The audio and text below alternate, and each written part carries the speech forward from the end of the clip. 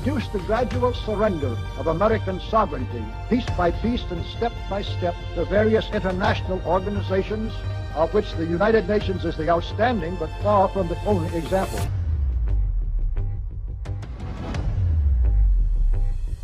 Now, here are the aims for the United States. 1.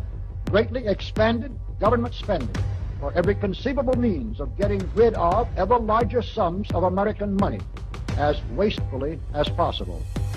The United States is giving Ukraine an additional $325 million in addition to the $43 billion. 2. Higher and then much higher taxes. 3. An increasingly unbalanced budget, despite the higher taxes. I want to commend Speaker McCarthy. You know, he and I get along, get things done. We're completely honest with one another, respectful with one another. 4. Wild inflation of our currency. It's happening right before our eyes. And the Biden government statisticians are telling us that it is so. 5. Government controls of prices, wages, and materials, supposedly to combat inflation. The only option that leaves our economy in good shape is raising the debt ceiling. The president and the speaker are the keys to the deal. It's a plan that I'm happy to call Bidenomics. 6. Greatly increased socialistic control over every operation of our economy and every activity of our daily lives. 7. Far more centralization of power in Washington and the practical elimination to have our state lines eventually mean no more within the nation than our county lines do now within the states.